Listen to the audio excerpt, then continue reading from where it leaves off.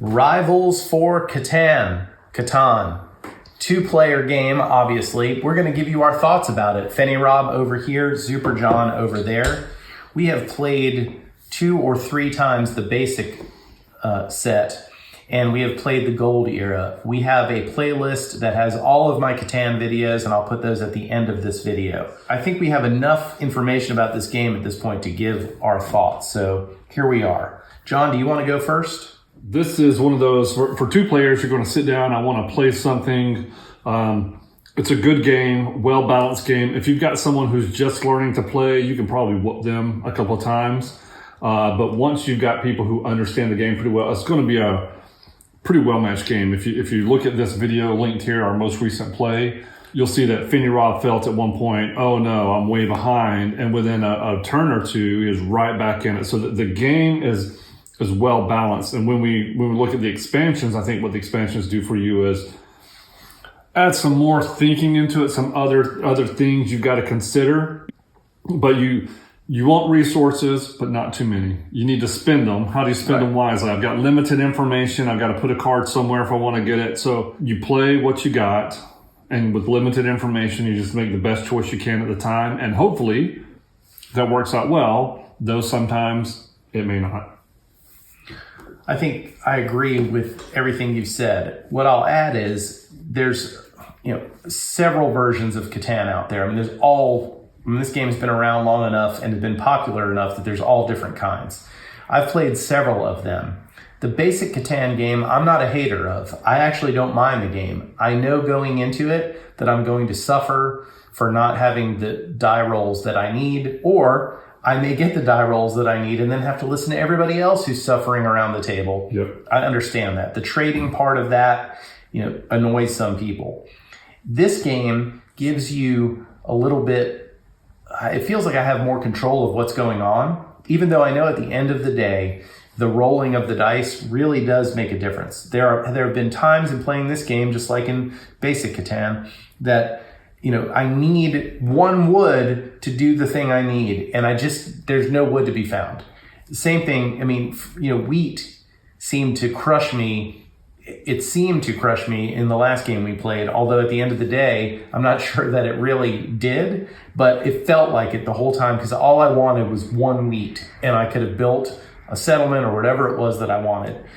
So that part of it's still in there. But what I do like is it feels like the game moves faster. I don't really have to trade with you. And I like the fact that I can just turn 3 gold into something or 3 wood into something. I also like the way I usually don't like games that don't have a board. And I really do. I'm not sure if the deluxe version, I don't know how this is just the basic version. But it would be nice if we had somehow, even if we can build like a mat or a board that would, in the base game, you're going to go out about 10 cards. That would be kind of cool to have that. But it does end up laying out on the table kind of intuitively, and it totally makes sense. And I do agree with you. There's something about this that feels like if I've played it more, I can actually choose. When I see what cards are available to me, I think I can make the optimal choice based on the information I have, knowing that I don't have complete information. Yeah, so you bring up one thing I think is great, and it's been at least 20 years since I played the regular Catan. I remember playing it in my kitchen with some friends, and there was one game where no matter what happened, I could not get a specific resource, and the friends I was playing with didn't want to trade with me to give it to me, and so there I was hosed, absolutely hosed. Here, it's a 1 in 6 chance you're going to get the resource you need. Every time the die roll, you have a chance of getting that resource. So I think this levels out some of that, saying, hey, it doesn't matter if you've got no path to wood on the board. You've always got a path to wood here, or whatever the resource is. It's just going to take you longer. Yeah, and so you guys, there are some things in here that you know what? All I'm getting is wheat. You know what? Play your thing on grain. Play your thing, get more grain, and trade it in. And there's some things you can stack the board to where whatever your perception is, you're going to get it. So I think this does a better job at resource balancing than when you're playing 3 people in their living room with the hexagon board and you're you're an all-nighter and you're mad and you're angry with your friends. But it's also, it prevents any game from running away. I always feel like, especially when I'm playing with Finny Rob, he's got something in his hand that he's going to play. It's like, doggone it, I didn't think of that. He took the hero or the strength one from me that I was out in front and didn't care about. One card, boom, that's gone. Things like that. So this is a good game if you like the tense, balanced games and you don't want your opponent to run away, or you don't want to run away from your opponent. I think this gives you that ability. And in the base game, there are a few chances to give some take that to your opponent. If you have the upper hand in strength, if you have the upper hand in skills, in commerce, you might get a chance to take something from your opponent. And that kind of stings, but at the same time, it's not terrible. And then I do really like the event deck idea, where you roll these dice at the beginning, and this is your resource. You get one in 6 chance, like John was saying. But then you have these things where, plentiful harvest, we each get one thing. Or, if you have the most skills, you get one thing your opponent doesn't. If you have the most scales, then you get something your opponent doesn't. But these event cards, even though they don't always help you, things like, a feud, if you have the most strength, now you get the upper hand, you get to take something. Traveling merchant, you may take up to 2 resources of your choice, paying 1 gold per resource. So they give you the chance to kind of improve and give you some extra way to get resources, even if it's at the expense of your opponent. So I kind of like that. Yeah, so the base game, I think, is well balanced, but it's somewhat basic. After you've played it 4 or 5 times. That's what I was thinking too, 4 or 5 times. You're very close. Like, all right, we're always going to be within a point or 2 of each other. Then comes in the expansion. Right, so you've got 3 expansions that come in the box. You have the gold expansion, which this one says in the book, and we've played that one before, where gold becomes more important.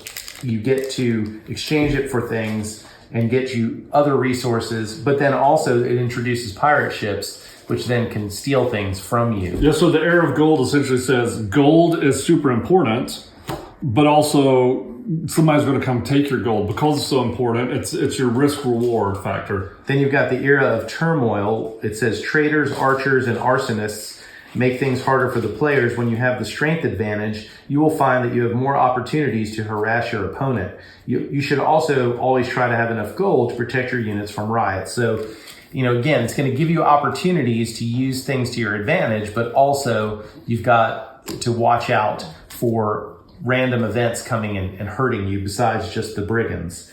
Then you've got the Era of Progress. And this one, and all 3 of these, the Era of Gold adds 11 cards into the base game.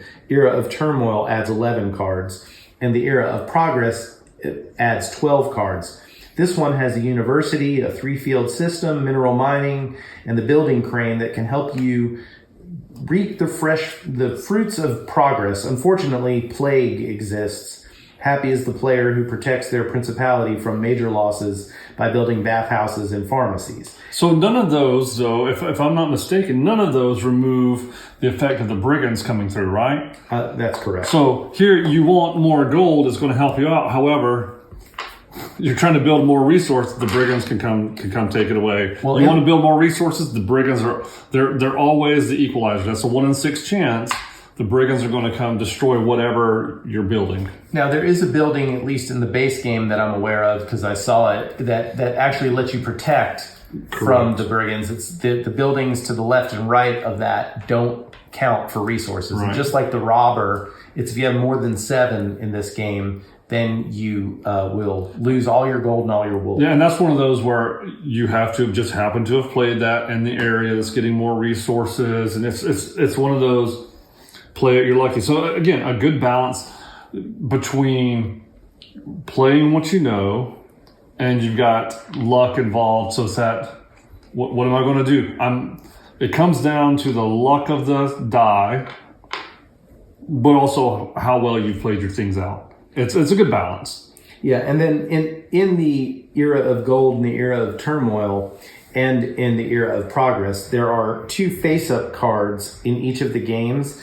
So you can buy one and I can buy one. You've got the Merchant Guild in the Era of Gold. You've got the Hedge Taverns in the era of turmoil, and then you have the university cards in the era of progress. Are you pulling those out just to give an example of what they might do? Let's see if I can, but I'm very slow. So for example, in the Age of Turmoil, the Hedge Tavern, in the neighborhood, word has it more people we're seeing going inside than coming out. It costs you 2 gold.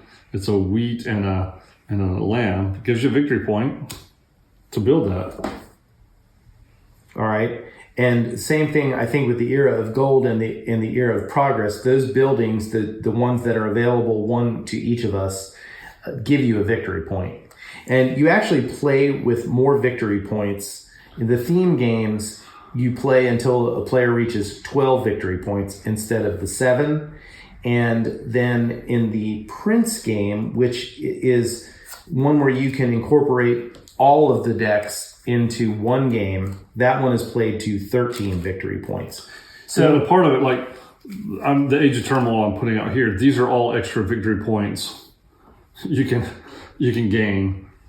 So one could, like, you can only have one of those, but 1, 2, 3, 4, 5, 6, 7, 8 victory points. Now 8 new victory points are brought into the game just by adding that deck in. Yeah, so I think it's great that in this tiny little box that's only this big, I mean, you're talking less than size than a sheet of paper, you are able to incorporate as much into it as you like. Because I think when we did the era of gold, I think the edited version of our video came in at about an hour and a half. Sounds about right. Which, means we probably played more like an hour and 45 minutes, which is kind of a long time for a game like this. To some people, I think there are people that would play it and think I'd rather spend the time on a more strategic game. However, I will say that one of them incorporated in, if you're in the mood for that type of thing, would be great. I'm not sure about the Prince one. Maybe we'll try that. So what's the total number of victory points for the Age of? 13 for the Princes, 12 for each of the single ones. So it's not a substantial increase, but you've got a lot of things going on, so you could always fight each other. The other thing about this is, it's for an hour and a half. I don't want to be disengaged for one. Your turn's pretty quick. Oh yeah, the turns are real fast. And you're going, so while we may take 25 turns in that hour and a half, they're going, it's going pretty fast. I'm always thinking about what's going on. When you roll, I care. When you play, I care. That's what I love about it. Now, of the other Catan games, this one is right at the top of the list of all of the Catan games that I've played. I've played the Starfarers, the regular game, the new edition of the regular game, which is these toy rockets that are like toys in the game that you put all of your resources on. It's cool as all get out. They make a 2-player version of it called Starfarers Duel, which just came out, I think in 2023, maybe early 24. And that is just like this. It's just for 2 players, but you have your own spaceship and you go out and you have stacks of planets and things that you're exploring. And that is very well done. And I love the big version of it, but that dual one, because the other thing about this game is regular Catan requires 3 or more players. Yep. A lot of players can't play. They have their person they play with and that's it. And this game gives you all the good chunky parts of Catan, but you can play it with 2 players. Starfarers Duel, I would highly recommend that one. Again, there's a playlist at the end of this video that has all of the Catan coverage. I haven't played, I think I played Star Trek one time. I really want to try that one because I like Star Trek. And I'm trying to think that, the Catan dice game, do not sleep on that one. It's less than $10. It's a roll and write. It's probably one of the first roll and writes that I've ever seen.